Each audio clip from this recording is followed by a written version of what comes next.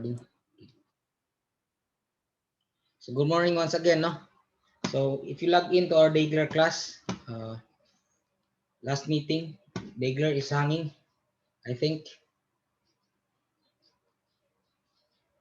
Okay. We discussed the history of computing starting from the modern period. Okay.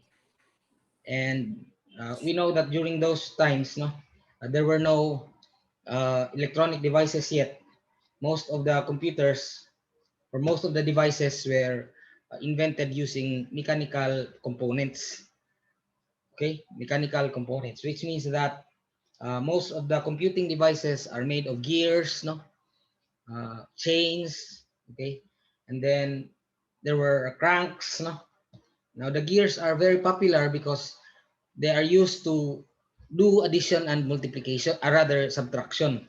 You can turn a gear counterclockwise to do, is that correct? No, clockwise to do subtraction and counterclockwise to do addition. Okay, and then you can designate 10 digits in a gear and make them rotate so that they can represent quantities. Okay, usually a gear, you can label a gear with 0 to 9, no, and rotate it so that you can do simple subtraction and addition. Okay, so ito yung ating modern period, no, and a very important this invention during the early 1900s, and yes, 19th century, no, 1800s, during 1837, no, Charles Babbage from Great Britain invented what is considered to be the first mechanical general purpose computer. He is now recognized to be the father of contemporary computing. Okay, because he came up with the first design, no, of a working mechanical general purpose computer.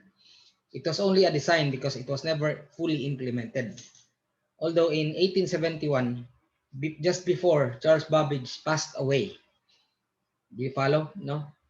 He tried to assemble a portion of the analytical engine called the mill part, no?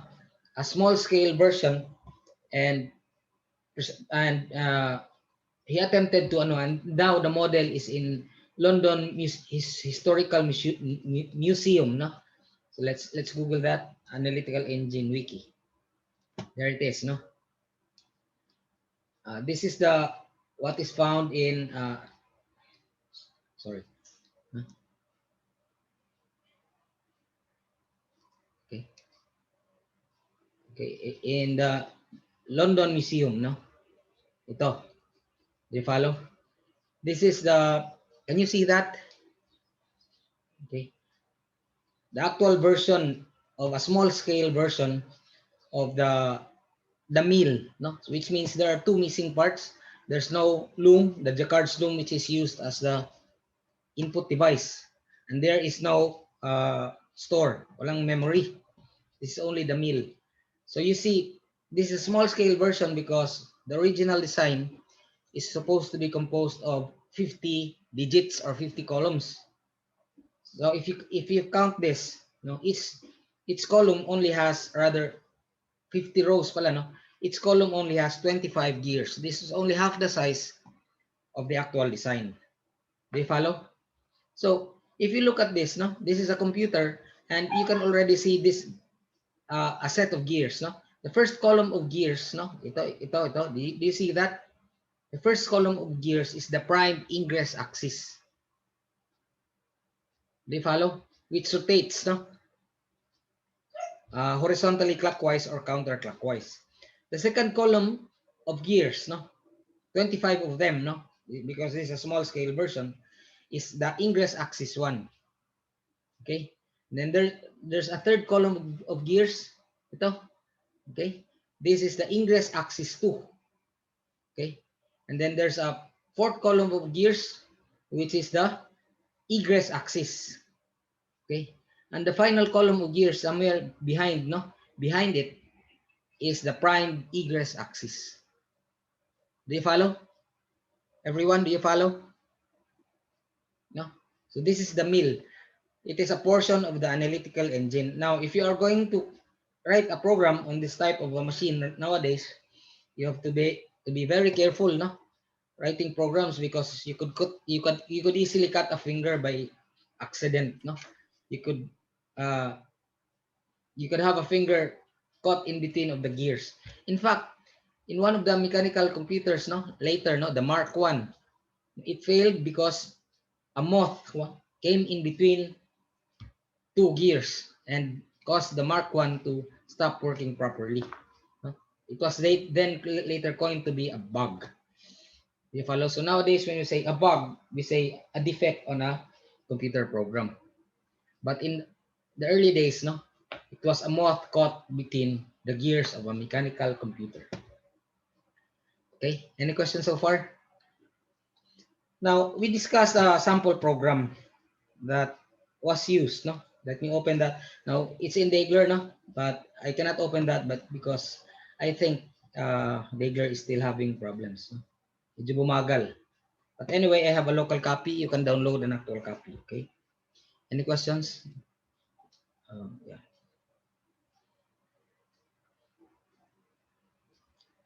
Where is that?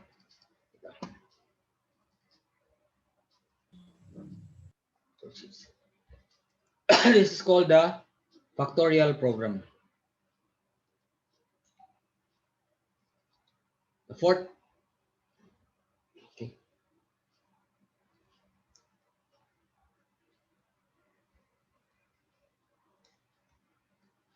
It's larger.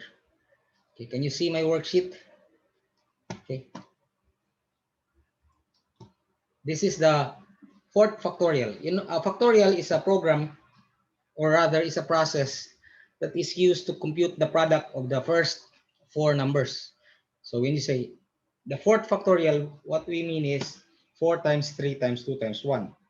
Or you can also have 1 times 2 times 3 times 1. It doesn't matter. Okay? So those who came in late, I'll check the attendance later. No? So I put them in a worksheet so that we can trace how the program runs. No? So this is the portion of the worksheet. No? Three main portions. No? The Jacquard's loom, the first column, which stores the program. The Jacquard's loom is the input device, no, which stores punch cards, no, from the analytical engine. The second component is the mill. This is the processor, as we have called it, the arithmetic logic unit, or you might call it the central processing unit. And the third component is the store, which is the memory device. The store can contain up to 1050 decimal digits. Do you follow? No? So we know that the analytical engine can come with three different cards. So we have a variable card. Ito, L and S are variable cards, which means they are used to transfer data from the mill to the store or to the store to the mill. Variable cards ito. And then times, minus, plus are operation cards. Do you follow? Operation cards. They designate mathematical operations. There are also numeric cards. Okay. Now, while variable cards transfer data, numeric cards store constants. You know, they're like the assignment statements in a modern programming language. Okay, you follow assignment statements. When we say N004, we are saying 0 receives 4, no? Variable 0 receives 4. So it's here, no? In the store, address 000 receives 4. Now, to illustrate further, no, we are using the value 000 in the store to be the next multiplier, because we multiply 4 by 3, and next by 2, and next by 1. So the next multiplier is in store 000. And then every time we decrement the next multiplier by 1, you see 4 minus 1 equals 3. 3 minus 1 equals 2. 2 minus 1 equals 1. So the constant decrement we store in ST001, or the second portion of the store. Okay, any questions? And ST002 is the variable or the column which is used to store the partial product. The first partial product is 1. So 1 is the initial product. Okay, the second partial product is 4, because we have 4 times 1, 1 times 4, okay, is equal to 4. The next multiplier, which is 3, okay, 1 times 4 is equal to 4. Okay, the next multiplier, which is 3, so we have 4 times 3 equals 12. Okay, do you follow? No. In general, we can describe each step, each portion of the program to be doing 2 steps. No, the first step is to compute the next partial product. So there's a times which is used to compute the next partial product. The second step is to compute the next multiplier. We do that by subtracting 1 from the current multiplier.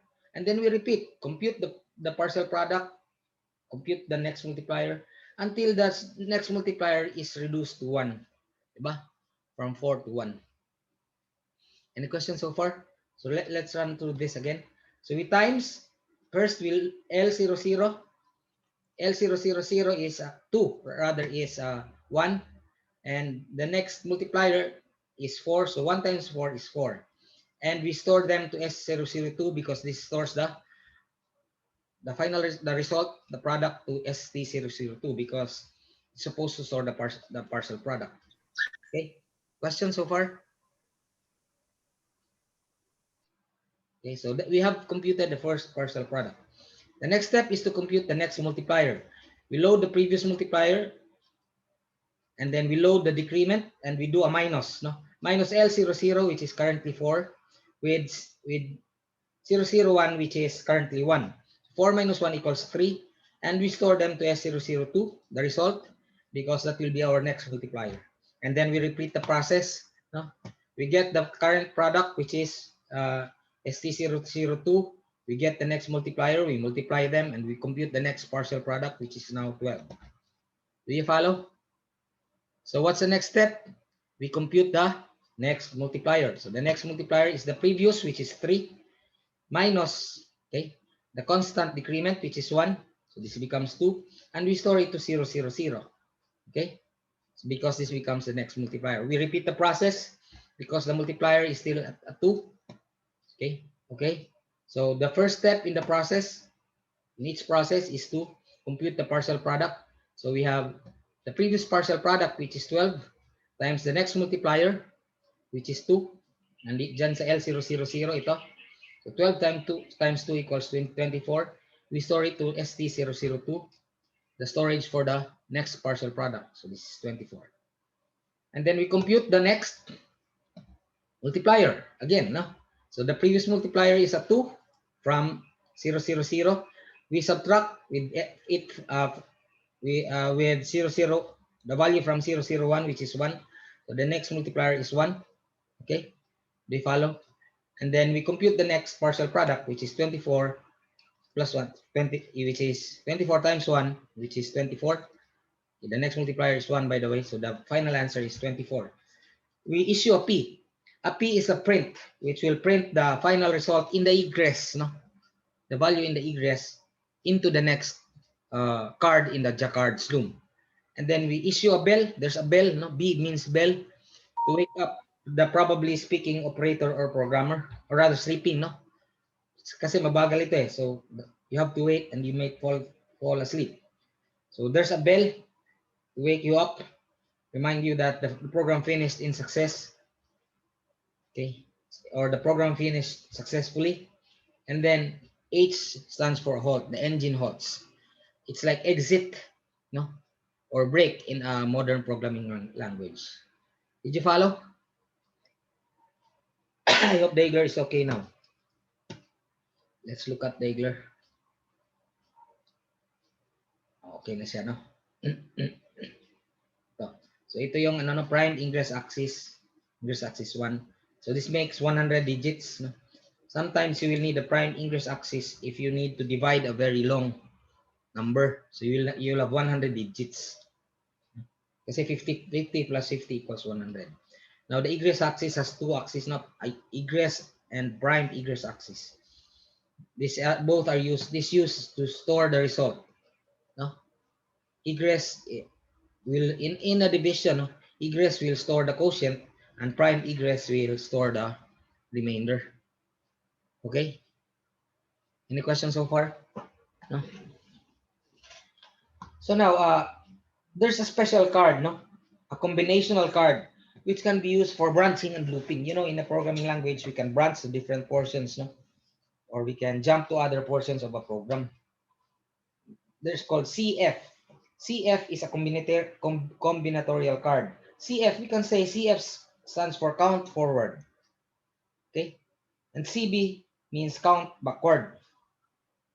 Okay? A combinational card to count forward and backward. No? When you say count, question mark 5. This is a conditional count. We only count forward if the run-up lever has been set. What do we mean by the run-up lever? The run-up lever is usually also the prime egress axis, which means whatever is the result of the last operation. Do you follow? But we can know its value by checking the value of the egress axis. Do you follow? The run-up lever is the result of the last operation. Okay? So what do we mean when we say the run-up lever has been set? Now, in binary jargon, binary arithmetic jargon, when you say a number that is being set, it's 1 in binary. And the opposite of set is reset. When you say reset, it means 0. But since the analytical engine is decimal, when we say a value has been set, it's a value that is non-zero. Do you follow? Set means non-zero. Do you follow? Okay. Reset means 0.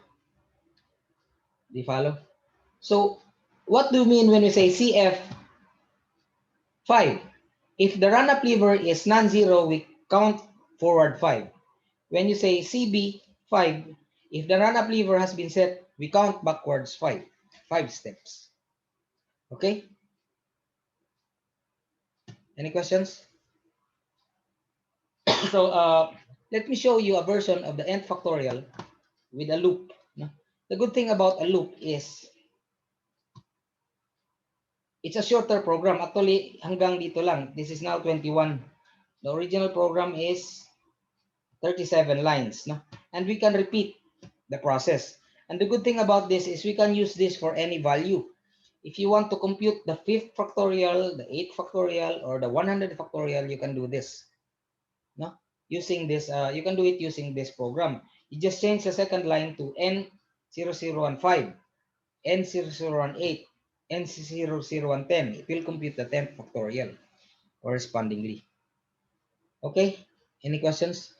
Let's erase this first. No? I-erase muna natin lahat.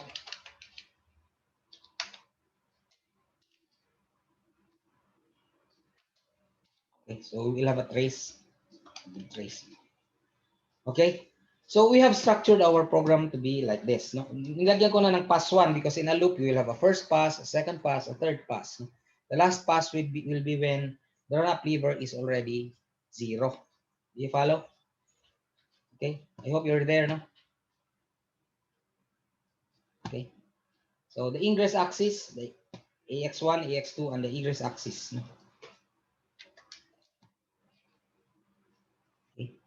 0, 0 now is used to store the partial product. We have inverted it, no? Para madali, because this is one of the mostly used variables. Now you can interchange the variables if you like. No? And 001 is used to store the next multiplier, and 002 is used to store the decrement. Okay, the loop decrement. Okay, so take note, no? 00 is the partial product, 001 is the next multiplier, 002 is the decrement. So initially, we set N00 to be 1. Take note, no? Because this is the first partial product. The first partial product is 1. And N0014, because the next multiplier to 1 is 4. And the N0021, because the decrement is 1. Okay? So we go into the first pass, pass number 1. We'll stop passing when the run-up lever or when the egress is already reset. Okay? Do you follow? No? Okay. Hanggang anong oras ba tayo? Kamakalimutan ko, no?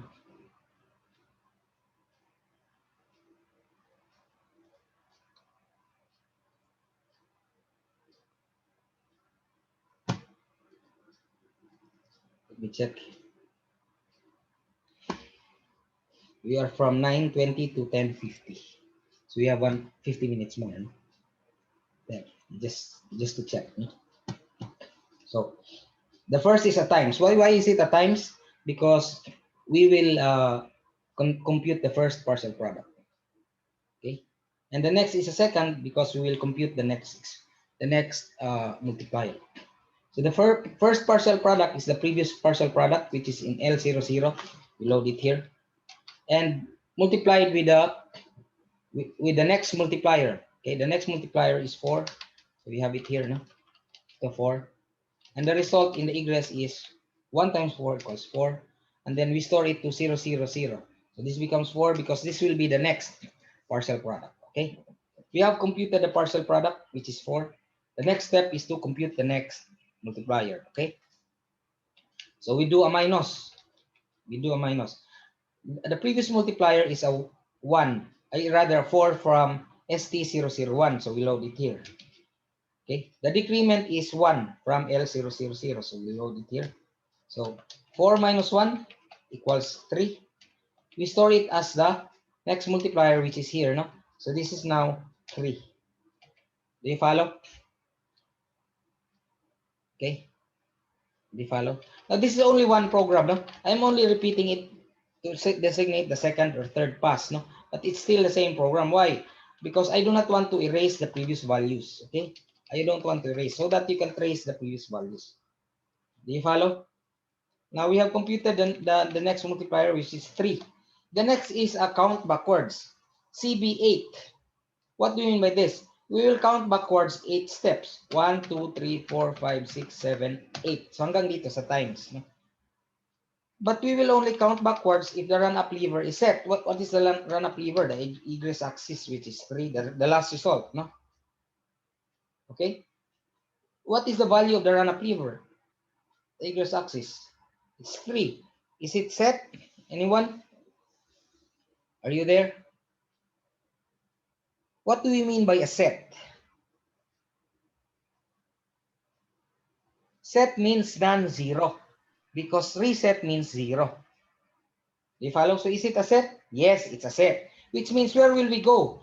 Shall we move forward or shall we move backwards? Forward or backwards? Anyone? Since it's a set, we will move backwards. How many times backwards?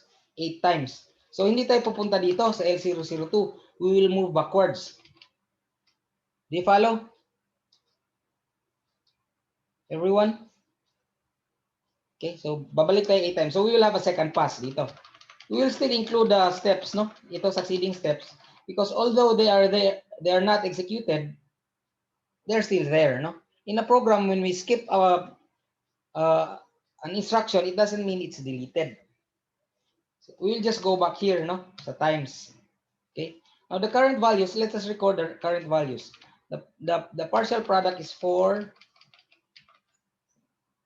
The next multiplier is 3. The decrement is still 1. Do you follow?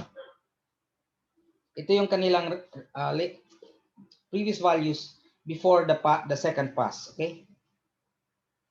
Do you follow, everyone? Now let's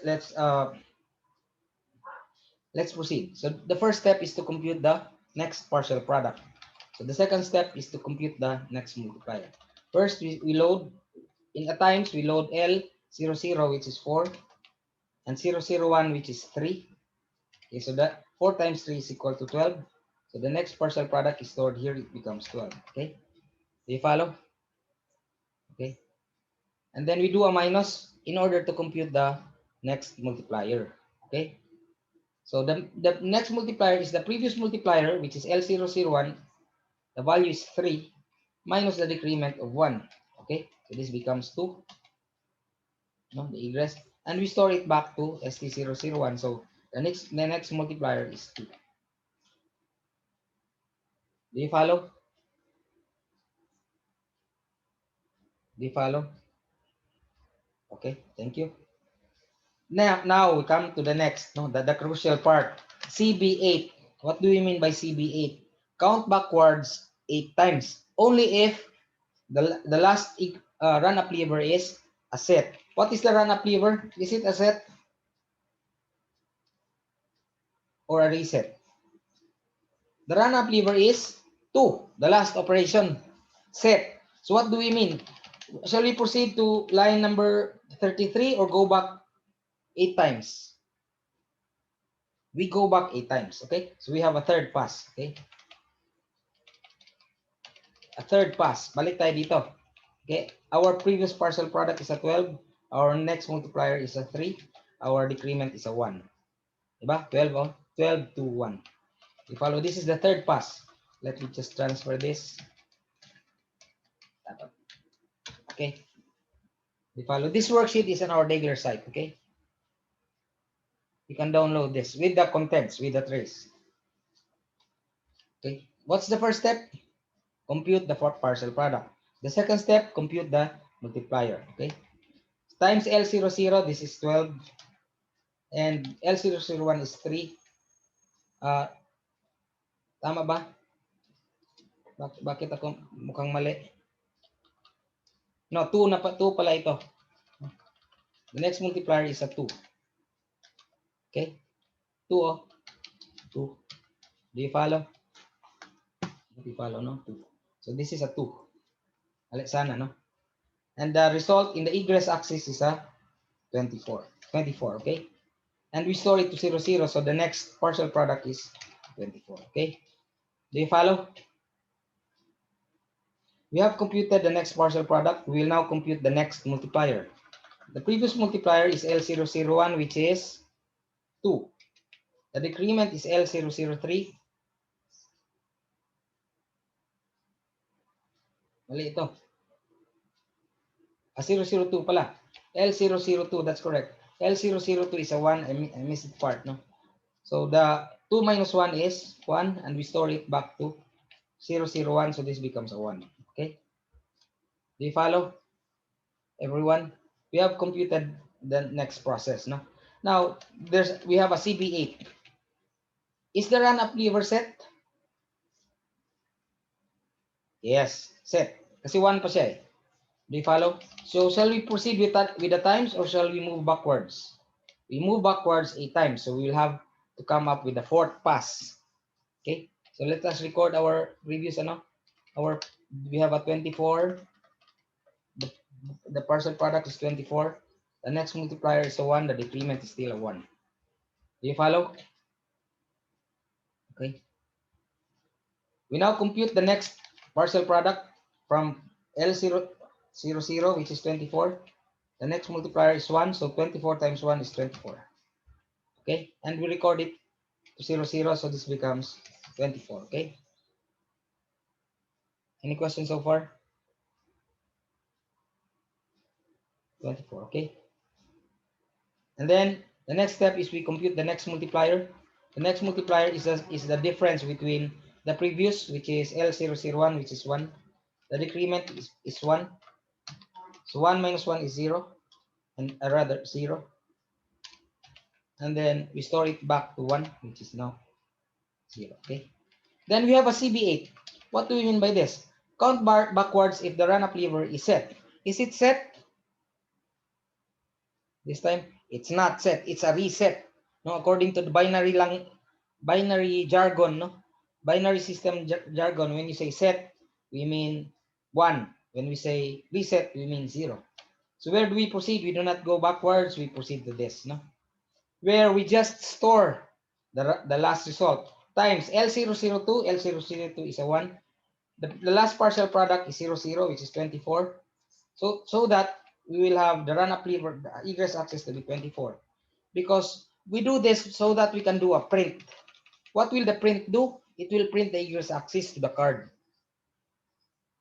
Do you follow? No? And then we do a bell to wake up the sleeping operator. No? And then we do a halt, which means exit or break, which means we are done with the we stop the running of the computer or the analytical engine. So we successfully computed the fourth factorial. Now, if you set the n0 at the beginning, let's go back. No, if you set n001 to 5, this will compute the fifth factorial. If you set this to 10, this will compute the nth factorial. Do you follow? Do you follow? Everyone? No? Now, let me show you other programs. No? Two more programs. No? It's called, first is meters to feet. It's also in the Dagler site. No? Nandun sa Dagler.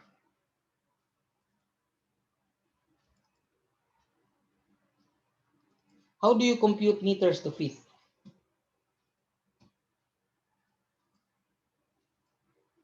Close muna natin to. If you Google meters to feet, no?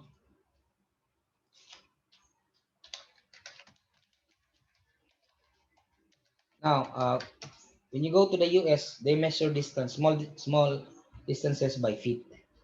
Diba? If you go to Europe, they measure distance by meter. So European measure is usually meter, although the US is converting to meters, no? Okay. Baliktad, no? Kasi English kasi itong feet. Okay. English measurement, but Europe is using meters, no? The US is using feet. So to convert meters to feet, 1 meter is equivalent to 3.28084 feet. You follow? Okay, so this is our program. Can you see that?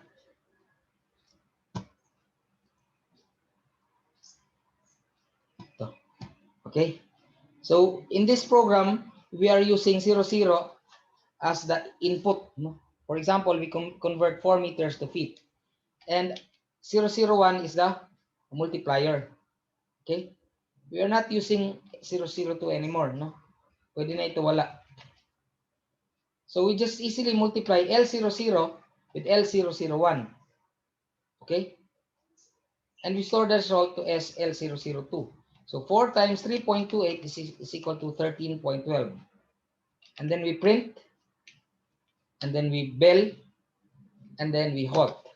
So we have converted 4 meters to 13.12 feet. Do you follow? Now I'm showing you this because this is what Augusta Ada King, the Countess of Lovelace, did. This is what she did. She demonstrated that the invention of Charles Babbage can have practical applications. No, they can be used to solve real life problems. No, applications in mathematics and science like computing the area of a square, the perimeter of a circle. No, so there are many things that it can do. Okay, and it is a complete machine by itself. Okay, it's called a Turing complete machine because we will go to that later. No, any questions so far? Okay. You can download this in Dagler, meters to feet. We also have Fahrenheit, Celsius. No, Fahrenheit is in Europe, is in the US. No, Celsius is in Europe.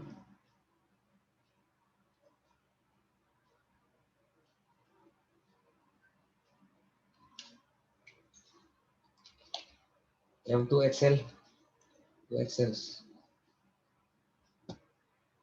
Where do we have?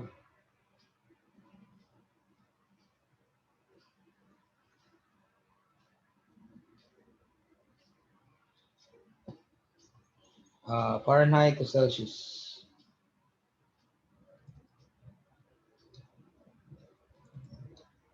Okay.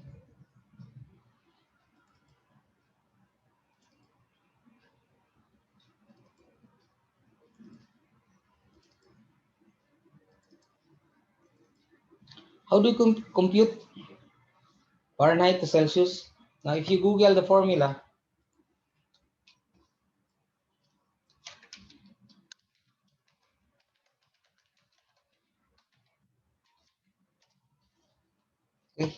Ito yung formula, no? Can you see that? You can Google it. Subtract 32 from degrees Fahrenheit. F minus the 32. Okay? Times 5 over 9. So 32 degrees in Fahrenheit is 0 degrees Celsius. Okay? Do you follow? Subtract 32 and then times 5 over 9. So how do we do that? Okay, ito. So in this example, we are converting 132 Fahrenheit to Celsius. Do you follow? No?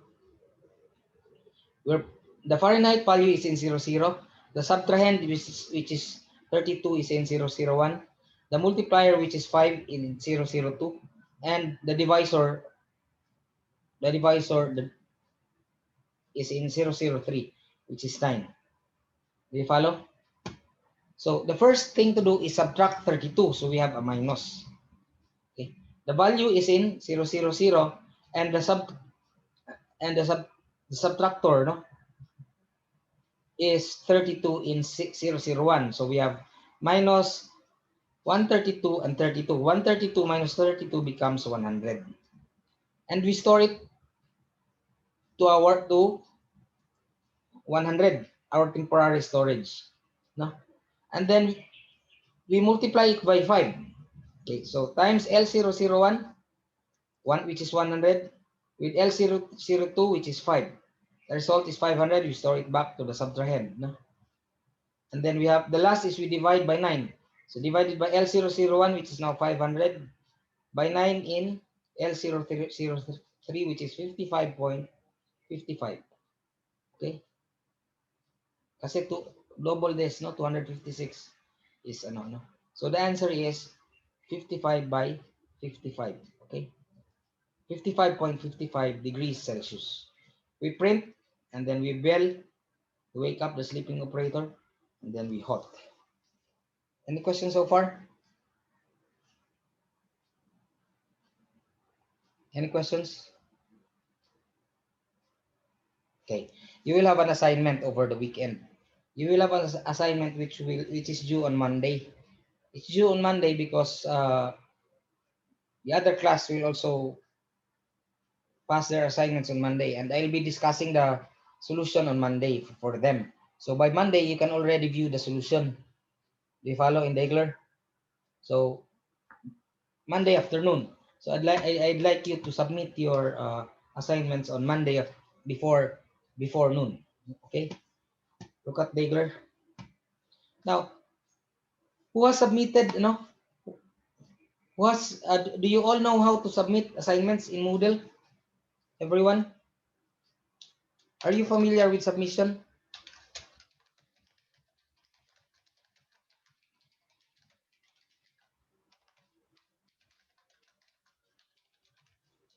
Everyone? I presume you all know how to submit, okay? It's easy anyway, no? Ganito lang yun. No?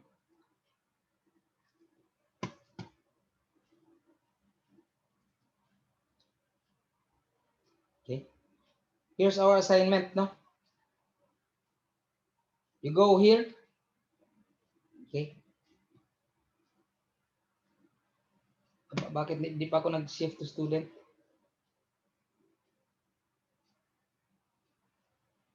Ito, no?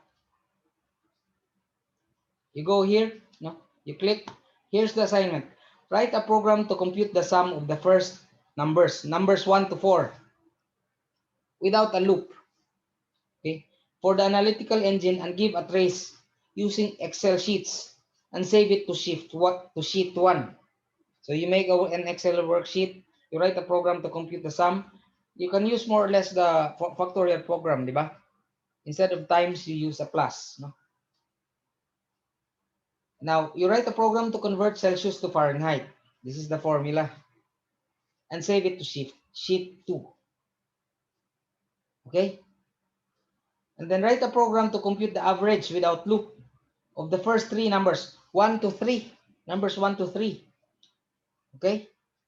For the analytical engine, and give a trace using Excel sheets and save it to sheet 3.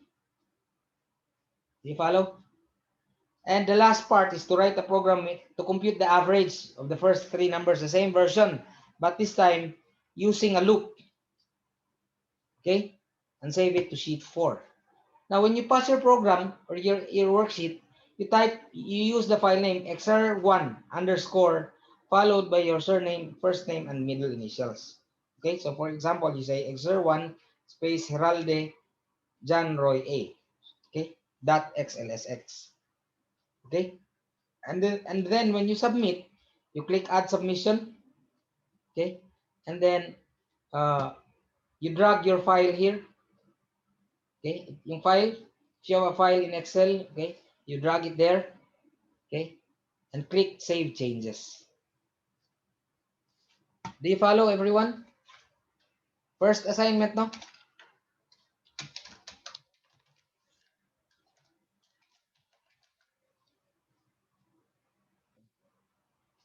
So that's due on July 19.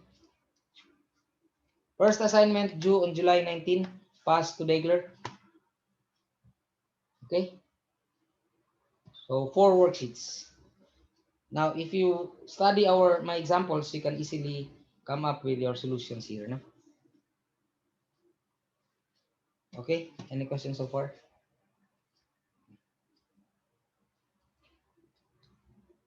Now let's go back to our history. What happened after Charles Babbage? Charles Babbage died or passed away in 1871. Diba? But before he died, he was able to assemble a small-scale version of the mill, only a portion of the analytical engine. So ito yung mga descendants, no? And this is from Wikipedia, no? The difference engine.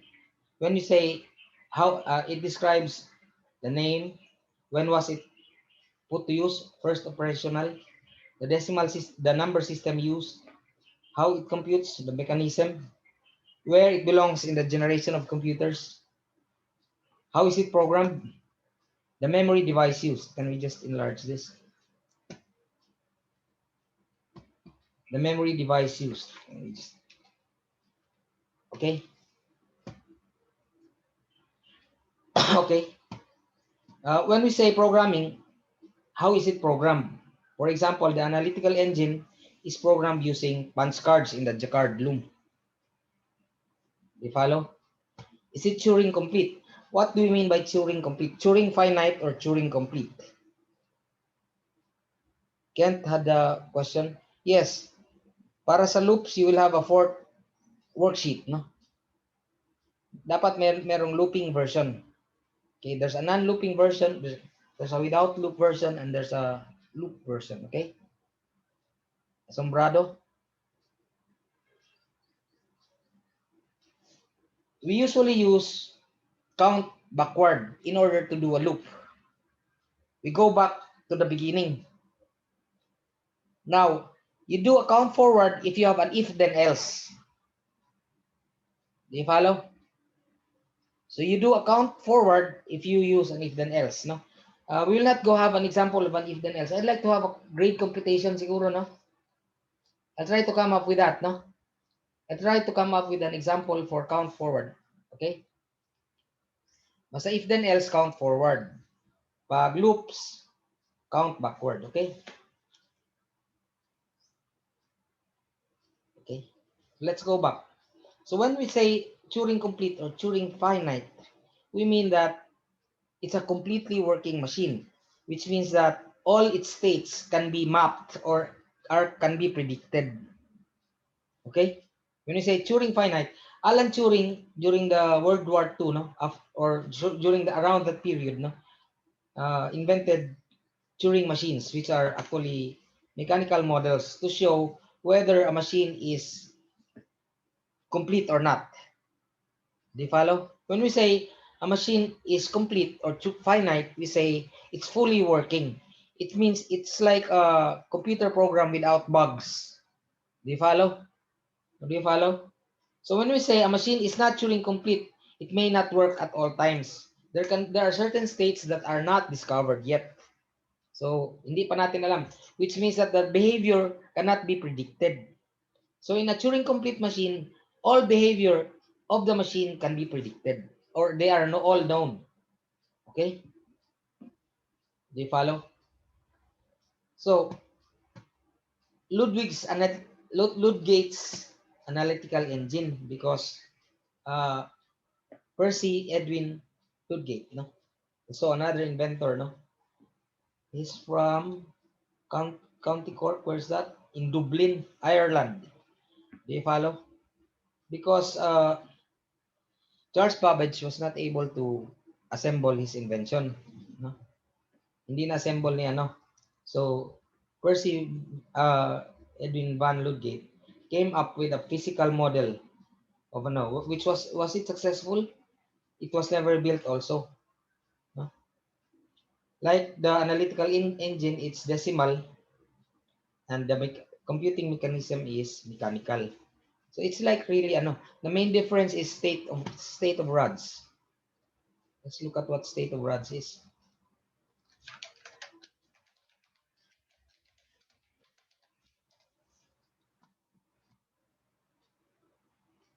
Wala na tayo nitong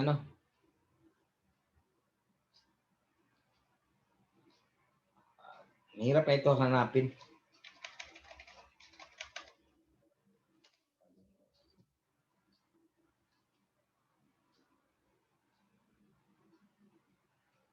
Mahirap na ito hanapin, no? This very old. So let's not attempt at it anymore. Anyway, no? Huwag na natin itong ambisyonan. Ito lang tayo. Basta memory in the analytical engine is made of wheels, kasi meron tayong rotating gears, no? It's like in the arithmeter and step reckoner, no? Rotating gears. During those days, there were no electricity yet. There was not medyo wala pang electricity, no? So rotating gears lahat. Merong crank in order to run. Do you follow?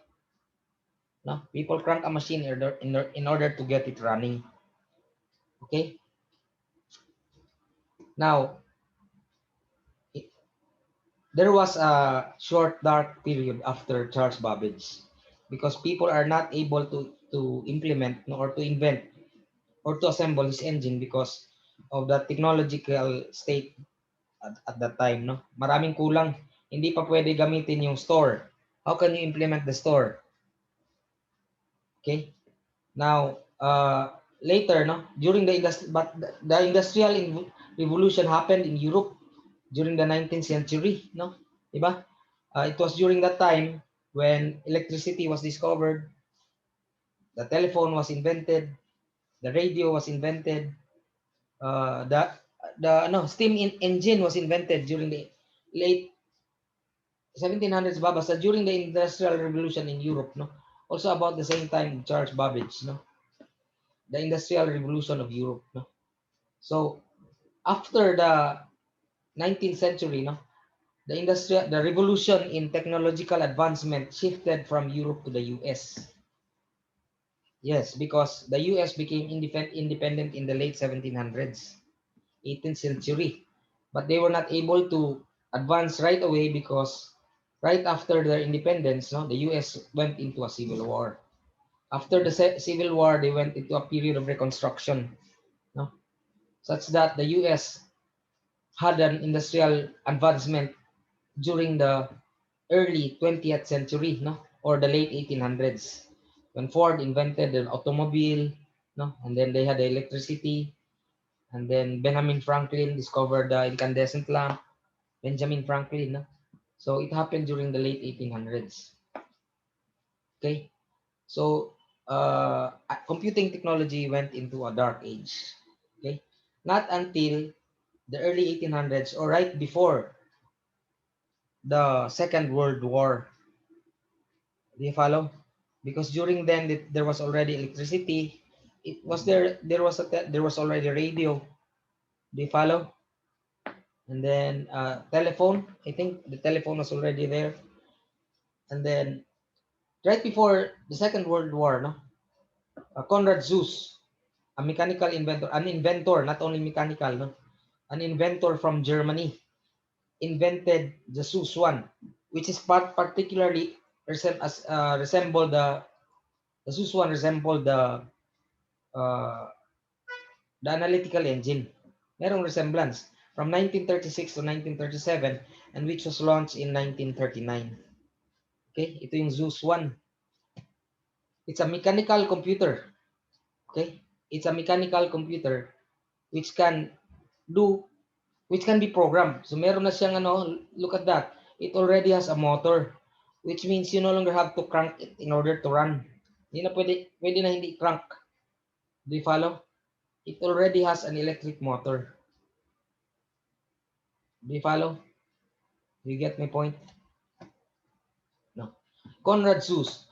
Now, the main difference between Z1 invented by Conrad ZOOS and Babbage engine is that binary na ito. The numeral system used is base 2, 0 and 1. And it already uses floating point, very advanced, no? Because arithmetic during those times is still fixed point. No? We will discover, we'll find out, no? Mahirap i-implement ang binary floating point. But floating point is more accurate than fixed point. No? The computing mechanism is still mechanical. This is the first generation computer. Do you follow, no? What is the first generation computer? Conrad ZOOS, Z1 from Germany. Okay, 1939. How is it programmed? Using film stock. I don't know what it is, but this because later, no, computers became were able to were supplied with tapes, no, reels of tapes instead of punch cards, no. So film stock, no, tape recorded. Is this a Turing complete? No. So it is not a complete machine. So was it published? No. Hindi niya ito binenta. Okay? Bomb of Poland, no? Electromechanical. It didn't say it's binary, so most probably it's character computations, no? But it had character computations, which means it now can accommodate characters aside just from numbers. It's electromechanical, no? It's a combination between mechanical and electronics. It's not programmable, so it was never put to use, no? But it was introduced in Poland and was introduced in the US in 1943.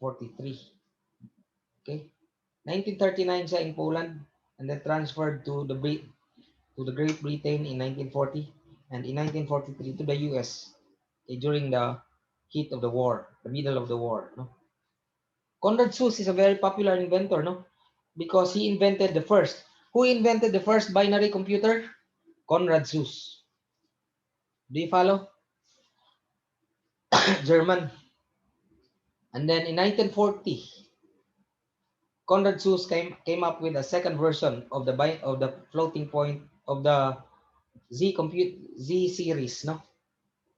ZOOS computer. It's Z2. Kasi Z1 yung una, so Z2. It's still electromechanical. It's now electromechanical. The first version is purely mechanical. Let's look at Z2. So meron na siyang electronics, okay? Z2. Walang picture, no? Sorry. Walang picture. Okay? So nowadays we know that Z2 is partly electromechanical and partly mechanical, no? So ito siguro yung meron ng motor, no? Ito yung Z1. Once film stock, it's not Turing complete, which means that it's not a complete machine. Okay? So later, no? Conrad ZOOS introduced Z3 in 1941, no? May 1941, kasi 1940 yung Z2, early 1940. Right there and then, he produced a second version and it's already Turing complete in principle, but it was never put to use. In the US, no? John Vincent Atanasoff and sinong inventor nito? John Vincent Atanasoff and his student Clifford Berry, no? In Iowa State College, conceived in 1937. okay, but released in 1942. Okay, invented the first purely electronic machine, but it's not a computer. But the good thing about that, the ABC computer, is they were able to first introduce the capacitor-based memory. Regenerative, medyo mabagal siya in terms of modern standard because it's destructive. So which means that the moment you read it, it's gone. But it's not programmable, no? It's not programmable and it's not Turing complete. Okay, but they were able to produce the first regenerative capacitive memory. It's like a RAM already, no? Capacitor na. Okay? And then in the UK, no? Already in the UK by December 1943, they produced government-based ito, the Colossus Mark I. Electronic ito. This is used to decrypt, no? Mainly used to decrypt Enigma encryptions because the German, this was during the war, no? World War II. Ang mga German messages kasi were encrypted using Enigma encryption machines, no? So nag-invento rin sila ng machine to decrypt Enigma encryptions. Okay? So this became the Colossus Mark I. It is made, no? It is a computer by itself, no? It's electronic, but it's not Turing complete. Okay? Any questions so far?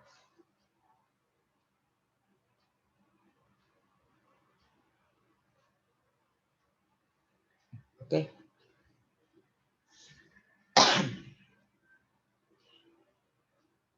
Okay. So Colossus Mark I during December 1943. It is in UK. Now, right towards the end of the war, no? Harvard also invented their own Mark I. Okay. They call it automatic.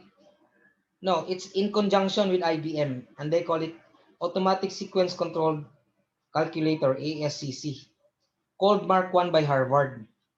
Okay. It was the first mechanical computer built in the US. Ito, no? Ito yung Mark I. Tingnan mo, oh. First mechanical computer built in the US. Is it binary? Decimal. No? Decimal siya. Okay? Now, it was in this computer that the jargon bug was coined. No? Because one time, no, when they were running the Mark I, they were all surprised to find out that it stopped functioning properly. Anyway, it's not Turing complete. And they were trying to find out what's wrong. They discovered that a moth was caught in between the gears of the Mark I, and they called it a bug. So when there's a bug, there's something wrong with the program or a machine. Do you follow? So the computer where the term bug was first coined is in Mark I. Okay. After the war, no, Konrad Zuse in Germany produced the first commercial computer in 1948. Binary floating point, electromechanical, and mechanical relays, which means that they're like modern mechanical relays. Have you seen that in an automobile? No, they're like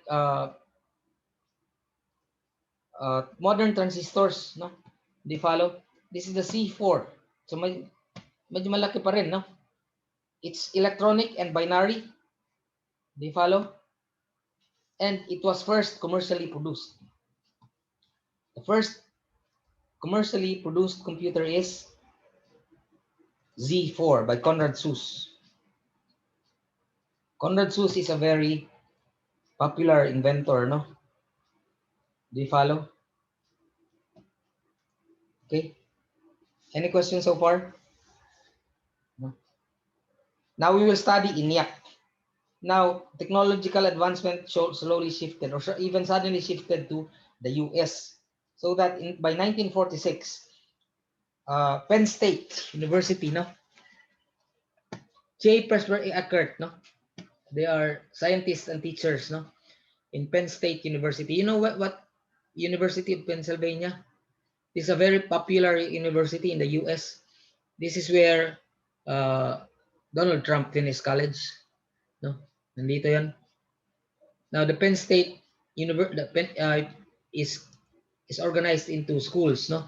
Meron tayong School of Engineering and School of Economics. No? Both popular. It is in the School of Engineering that the ENIAC was invented. It was actually like an electronic version of a badge design. No? Kasi decimal pa siya, it's electronic. No? And it's made of switches. And it's Turing complete. Do you follow? They originally designed this to be used during the war. No? But its development occurred during the war, and it was formally launched in July 1946, right after World War II, such that most of the programmers of ENIAC were women, because during those times, no, men were fighting the war in Europe and in Asia. So ang mga programmers nito are women. The only thing about this is ENIAC, which is the one of the most, which came after, no, Mark I from Harvard. So ang competing schools during those times were Harvard and Penn State. Okay? So meron tayong dalawang classes, Harvard class and Princeton class, Princeton College, no? So vacuum tube na ito. So this is electronic vacuum tube relays, or rather memories, no? No longer mechanical relays. Okay. This was not sold commercially. Now in the UK by 1948, okay, they also introduced their first binary program electronic stored program digital computer. Okay, they call it Manchester Baby. Okay, this is a very popular computer in history because this is the first computer with a keyboard. Do you follow? Do you follow? So what is the first computer with a keyboard?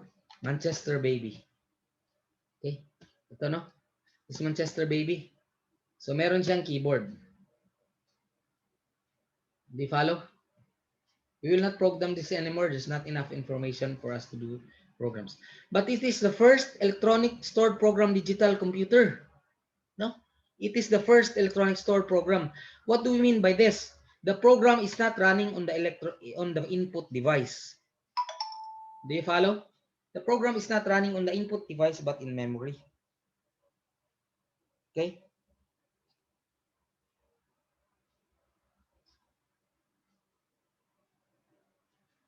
Okay?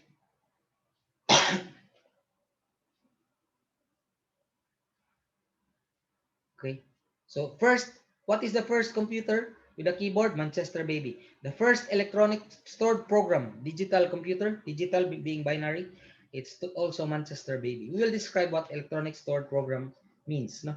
But basically it means that the program is not running on the input device. It's running on the memory stored program. That's the main concept. No? We will discuss this later when we discuss the architecture of the IAS computer. Okay. Any questions so far?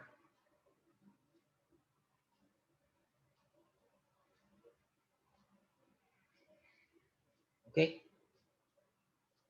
So any questions? Okay. We will not. That's up for today. This is enough for today, no?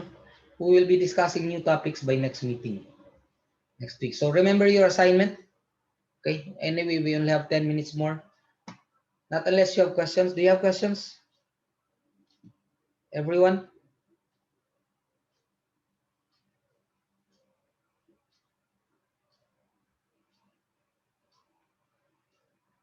Okay. Questions, no? Analytical engine. So we will dismiss early. Anyway, it's only 10 minutes and it's not enough time to introduce a new topic. Okay. If you have questions, you can put it in the fora anyway. Meron pa rin tayo dito. This for this 100, there's not much questions here.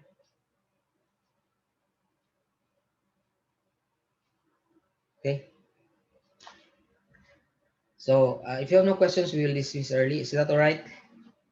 Okay, there's not enough time for a new topic anyway. We have covered so much. So remember your assignment, no? Due on Monday next week. Okay. See you next meeting, everyone. Thank you. Thanks for coming. Sino hindi ko na-check? Sino hindi ko na-check, by the way? Let me check the attendance. Maricon? Yes. Can you show me your camera, Maricon? And then we have Bualan. Yeah. Okay. So anyway, I'll check your camera later, no? Next meeting. Goodbye, everyone. Thank you. I'll Present record po, this sir. to YouTube. Thank Okay. you, Bye, sir. Thank Thank you, you, sir. sir. Bye, sir. I'll Sir. upload. Bye, sir. Thank you very much. No? Thank you po. Thank Thank you. you, sir.